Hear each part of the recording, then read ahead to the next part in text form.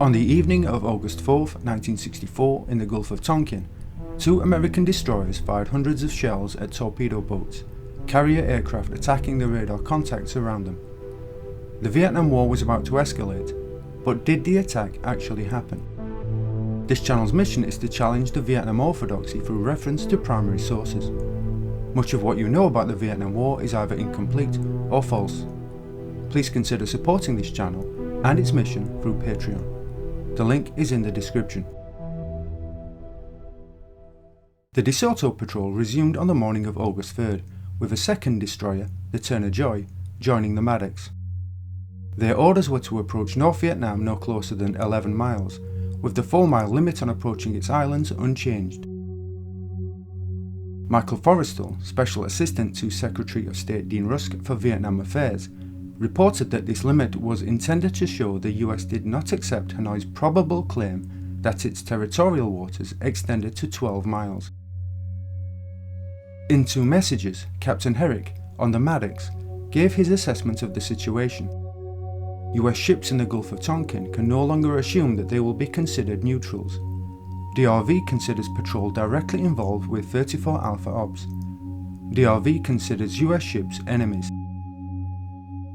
Commander Robert C. Barnhart Jr., captain of the Turner Joy, had much less information on the situation than Herrick, and could not be briefed in greater detail as the Turner Joy did not have sufficiently secure code systems. On August 3rd, the destroyers passed many junks, which often passed close to them, but these boats had disappeared by the next morning. On the afternoon of August 3rd, 4 PTFs, 1, 2, 5 and 6, left Senang on Upland 34 Alpha missions, their targets about 75 miles north of the DMZ. PTF-2 turned back with engine problems, but PTF-1 and PTF-5 shelled a radar installation at Cape Vin Son for 25 minutes, starting at about 2300 hours Gulf. And PTF-6 shelled either a security post at Khoa Zon at the mouth of the river, or a group of SWATO boats moored at a dock inside the river mouth. MACV requested the destroyers remain north of the Upland 34 Alpha operations until the morning of August 6th, without providing relevant details. However, the message did not reach Herrick in time, and during the night of August 3rd-4th, the destroyers were closer to the PTFs than planned, although they were never closer than 50 miles. A skinhead radar tracked the destroyers from 1320 to 1643, but the vessel had to break contact. SWATO boat T-142 was ordered to shadow the destroyers by Xuan Ba Han at the Navy Command Center in Haiphong, but when T-142 began looking for them, the destroyers had already moved 40 miles out to sea. After the August 2nd incident, it had been decided that the De Soto patrol would withdraw from the coast at night. T-142 located the destroyers at 0730 on the morning of the 4th as they returned to the coast. The Maddox had reported that it was being shadowed from 1930 on the 3rd. The vessel shadowing the destroyers was heading southeast across the Tonkin Gulf when it was first spotted, deviating from its original course to follow them, only resuming its course when the destroyers turned north around midnight. As the vessel was near Hainan when contact was lost, it was probably Chinese. The destroyers turned southeast parallel to the coast at noon, and in the early afternoon passed Forward Command Center K1 and the damaged PT boat at Sam Son, before passing Hon Mei at 1500 hours. At 1335, Herrick reported the destroyers had been tracked by a vessel equipped with a skinhead radar for the previous 4 hours. There is no evidence the destroyers were tracked after that time. At 1604, the Maddox and Turner Joy turned east and were well out to sea at 1627. With the exception of Commander Ogier, most on the destroyers remember the weather was poor, from drizzle to thunderstorms. The destroyers secured from general quarters at about 1720. The night of August 4th was moonless, with wind-blown spray reducing visibility even further, and records indicate fluctuating winds averaged 17 knots, with waves of 5 to 6 feet.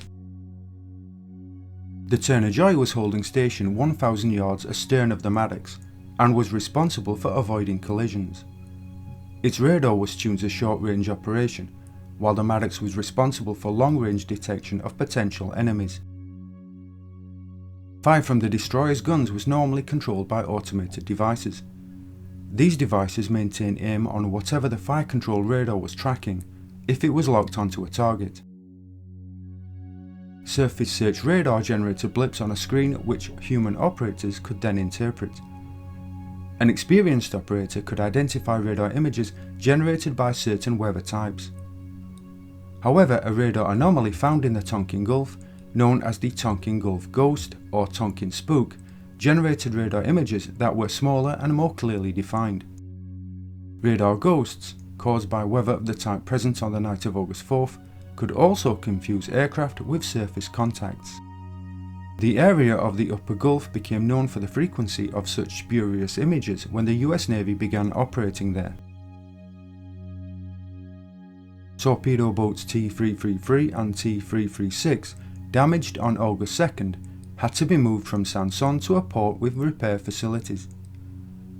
The Bac Zhang, a naval tug, started south from Haiphong at 0100 hours on August 4th with orders to tow one or both boats with the assistance of SWATO boat T-146. T-142 was responsible for message traffic. US listening posts intercepted messages on the preparations for the operation on August 4th and the progress of its execution in the early hours of August 5th. Soon after dawn, the boats would anchor at Hon Ne, then continue north the following night. The North Vietnamese Navy was gathering information on the attack on the Maddox on August 2nd. Reports from T-33, the command vessel in the attack, did not appear in US intercepts until the afternoon of August 4th. A message from Haiphong to T-146 referred to a Hien Quan, a Vietnamese term which could refer to a long movement or a combat operation. San Miguel and Phu Bai intercepted the message at 1627. Analysts at San Miguel filed a report 9 hours later, headed Replenishment of DRV Naval Vessel. But Phu Bai filed a warning at 1815, possible DRV naval operation planned against the DeSoto patrol tonight, August 4th. The report reached the Maddox at 1900 hours, with an amplification at 1912. Imminent plans of DRV naval action against DeSoto mission. T-142 to make ready for military operations the night of August 4th. Sister ship T-146 has also received similar orders. Message exchange indicate all efforts are being made to include MTB T-333 in this operation. The NSA's SIGINT command center also received the message from Phu Bai warning of an imminent attack, and reported it to the Pentagon and other Washington agencies. However, it's clear that the interpretation of the analysts at San Miguel was correct. The intercepted messages referred to movement north, not to a planned engagement with the US destroyers. At about 1930, the Maddox and Turner Joy increased speed from 12 to 20 knots, and at 1940 Herrick informed the Ticonderoga that he had received information an attack was imminent, and that he was heading southeast at best speed. The Maddox recorded a radar contact at 1946, bearing 070, course 320 at 33 knots, at a range of 36.4 miles. Following normal procedures, the possible hostile radar contact, or skunk, was assigned the code letter N. Skunk O was recorded at 1948, bearing 044, speed 28 knots, 34 or 38 miles, and Skunk P, bearing 060, speed 40 knots at 36.6 miles, was recorded at 1950. Herrick informed the Turner Joy of the report of an imminent attack, and the Joy then went to general quarters at 2004. As the long range seemed improbable, the Turner Joy briefly retuned its radar to long range to verify the reports from the Maddox. Finding the skunks at the location indicated, it retuned its radar to short range. The destroyers were southwest of the skunks, turning southeast after detection. To intercept them, the skunks should have turned south, but instead at 2007 they came together at a point between N and O, and then turned west, away from the destroyers, the range between them quickly increasing. Contact was lost at 2045, with one report at 20:46 indicating that Skunk N was heading northwest at 12 knots. Skunk R was detected at 19:55, bearing 104, course 270, range at 29 miles, speed 10 knots. As it was moving much more slowly than the other skunks, it was regarded as less of a threat, and after an hour radar operators decided that it was a spurious image generated by weather. Skunk S, detected at 20:39, and Skunk T, detected at 21:03, were more quickly declared as weather. 4 other contacts were detected at 20:59, bearing 093 at 29 miles. They were not assigned letters, which indicates that they were also declared as weather, but their presence does seem to have been reported to the Ticonderoga, which reported up the chain of command that the contacts were holding a distance of 27 miles from the destroyers.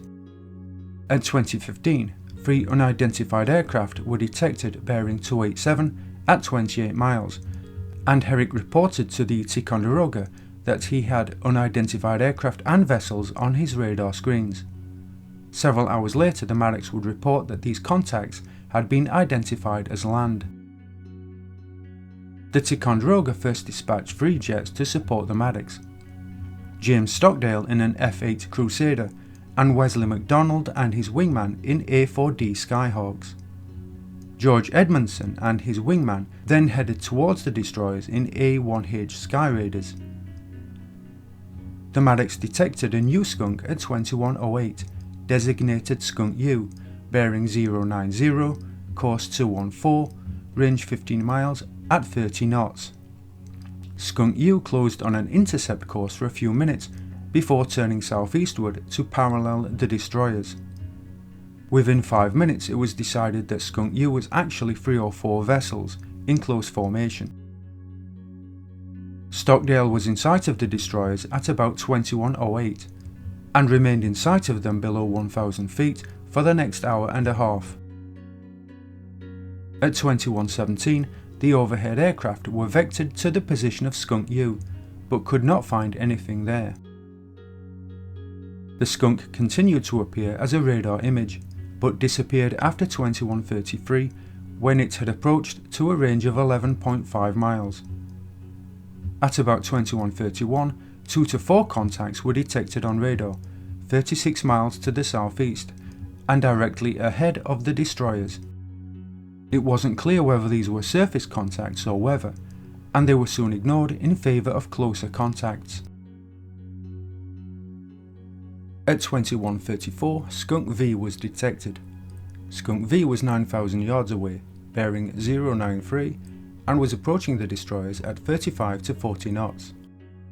At 21:37, the contact turned to the left, at a range of 6,200 yards. The Maddox fired its forward 3-inch gun mount at 21:40, on a bearing and range provided by the surface search radar. The Turner Joy detected a skunk approaching from the same direction around 21:34, bearing 086, course 210, range 11,500 yards, moving at 50 knots. The contact was later designated as Skunk V1.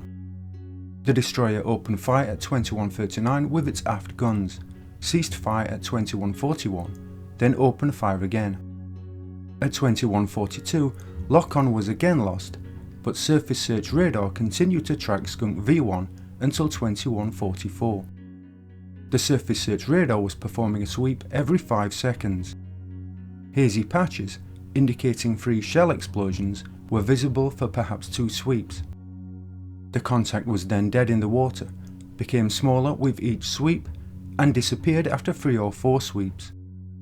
However, Skunk V1 was not claimed sunk in the after-action report. Shortly after Skunk V turned away from the Maddox at 21:37, SO3 David Mallow heard noises on the sonar and reported them as noise spokes. A noise spoke is an identification of a noise coming from a particular direction. These reports were designated as torpedo noises higher up the chain of command, and in fact Mallow is convinced the majority of the noise spokes were torpedoes. After some time, Augier realised that there were too many reported noise spokes for them to be torpedoes, and he ordered the ship to cease evasive manoeuvres. The first torpedo report was on a bearing of 51 degrees, and after warning the Turner Joy, the destroyers turned starboard to a new course of 210. The sonar on the Turner Joy did not detect a torpedo, but at least 3 men stated a torpedo passed the ship on the port side, aft to forward. The 2 destroyers fired more than 300 rounds during the following 2 hours, the Turner Joy responsible for most of the firing. The gun directors on the Maddox could not lock onto targets, and instead fired mostly free-in shells without radar lock. The only clear target the Maddox locked onto was the Turner Joy, and the Turner Joy was firing shells with proximity fuses at brief, indistinct radar contacts. Patrick Park, main gun director on the Maddox, stated, "You can lock onto these sea swells. You can hold it for up to 20 seconds and then it will disappear as it rolls under. Rain squalls will last longer. I was mad at myself for not having a skunk to shoot at, but I'd be damned if I was going to shoot a wave." At 22:01, a new contact was acquired, designated V2. The Turner Joy began firing at V2 at 22:10 at a range of about 3,500 yards, lost contact briefly, then after regaining radar lock it resumed firing at a range of about 6,000 yards. Contact was lost at 22:13, and the CIC log recorded a minute later that the contact was believed sunk. But according to the Joint Track Chart, this was another contact that had appeared briefly, much closer to the destroyer. At 22:20, contact V3 was acquired at a range of 4,800 yards. The Turner Joy fired at the contact between 22:24 and 22:28, when it disappeared, believed sunk at a range less than 3,000 yards. Contact V4 was acquired at 22:32 until 23:03, when it was believed sunk. Aircraft were reported strafing the target astern the destroyer at 22:37. The Turner Joy fired briefly at a target to port at 23:05, then at contacts between 23:09 and 23:12, and 23:21 and 23:22. Firing stopped at 23:44, with the last records of radar contacts given at 23:47 and 23:48. The Maddox and Turner Joy then retired from the Tonkin Gulf. The Maddox had evaded at least 26 torpedoes according to the sonar man on the destroyer. However, the sonar on the Turner Joy did not detect torpedoes. But Mallow was quite inexperienced, and he was not familiar with the ship's rudder motor. The motors made a noise when turning that the sonar would pick up. Patrick Park was much more experienced with the sonar, and when asked to evaluate the sonar tape by Auger on August 5th, he reported that the noise spokes were caused by the rudder motor. In fact, many of the spikes corresponded to turns made by the Maddox. The Maddox after action report concluded only the first 3 contacts were considered as valid torpedoes. But those 3 contacts are validated by the idea that they were picked up when self-noise should not have been generated, when the Maddox, a 21-year-old destroyer, was moving at 30 knots through 5 to 6 foot waves. Soon after Mallow began to report noise spokes, 4 men are named as witnessing a torpedo passing the Turner Joy at times that vary from 21:43 to 21:45. John Barry, a junior officer, and in the main gun director on August 4th, saw a thin white line in the water to port, after the destroyers had turned to starboard to evade a torpedo, reported by the Maddox. The line had a front end, and it was moving forward and growing in length as he watched. It's worth noting that the 3 witnesses in early reports had been informed by CIC to expect torpedoes. The man best qualified to analyse contacts on either ship was SOC Joseph Chapajan, the only chief sonar man to have served on destroyers since World War II. He was listening for torpedoes on the Turner Joy, ready to detect a contact in time to issue a useful warning. He heard nothing. Ensign Douglas Smith, operating the Mark V target designation system on the Turner Joy, is convinced the targets were genuine. But because the fire control system on the Joy was more modern and automatic, the operators did not manipulate the radar to the same extent as was done on the Maddox. The operators on the Maddox could adjust the radar to distinguish between genuine targets and false contacts. And Commander Ogier later concluded that false targets may be picked up by some radars and not others because of differences in frequencies or other differences. Ensign Richard Corset, directing fire from the two forward gun mounts on the Maddox that night, later remarked that, "My firm belief was that everything I locked onto was weather." A number of men on the Turner Joy reported what they believed to have been a searchlight, but a variety of lights were visible that night. Flashes of lightning on the horizon, muzzle flashes from the destroyers, shells exploding over their targets, intermittent truck lights from the destroyers, aircraft wing lights, 20mm traces and rockets fired by the aircraft, airdropped flares, and star shells fired by the destroyers. It was reported that the Turner Joy had been fired on by automatic weapons, but it was later concluded that muzzle flashes from the destroyers had been misidentified as enemy gunfire. Aircraft from the Ticonderoga had been directed towards radar contacts, but no PT boats had been found.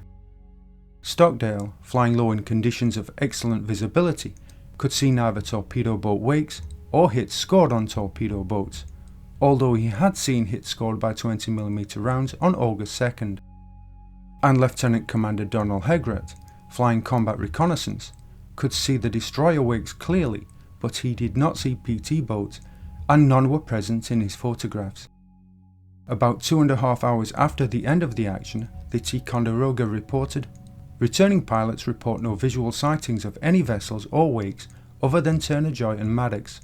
Wakes visible for 2,000 to 3,000 yards." Aircraft from the Constellation had joined them at 23:15, and Lieutenant Everett Alvarez in an A4 Skyhawk repeated observations made by the Ticonderoga pilots. "When we switched over to the destroyer's frequencies, I was startled to hear so much bedlam and confusion." Commander Robert Lask was the communications officer at MACSOG that night, and was in the communications centre, monitoring maritime operations with Colonel Clyde Russell. As signal intelligence indicated there were no Vietnamese vessels at sea, Colonel Russell concluded, "The Navy is shooting at whales." At 0:27 on August 5th, Captain Herrick reported that, "Review of action makes many reported contacts and torpedoes fired appear doubtful. Freak weather effects on radar and over-eager sonar men may have accounted for many reports. No actual sightings by Maddox. Suggest complete evaluation before any further action taken." However, in a further message at 0:54 he stated, "Further recap reveals Turner Joy fired upon by small caliber guns and illuminated by searchlight. Joy tracked 2 sets of contacts. Fired on 13 contacts. Probable hits 3. Joy also reports no actual visual sightings or wakes. Entire action leaves many doubts except for apparent ambush at beginning." Information from the Turner Joy went to the Maddox, which was then included in reports from the Maddox to various US Navy commands in the Western Pacific. The Maddox did not report directly to CINCPAC or Washington. Officers in the Western Pacific were not convinced by reports of an attack, and when asked by Admiral Sharp, CINCPAC, whether an attack had taken place, Vice Admiral Johnson, on board his flagship Oklahoma City, replied that he did not know. By 4:08, Sharp was considering the possibility there had been no attack, but at 5:23 he had accepted communication intercepts as proof the destroyers had been attacked. McNamara, Secretary of Defense, had come to the same conclusion around the same time. McNamara was under pressure. He was acting on behalf of a president who had already made up his mind, and had the airtime to announce to the American people what he would do next.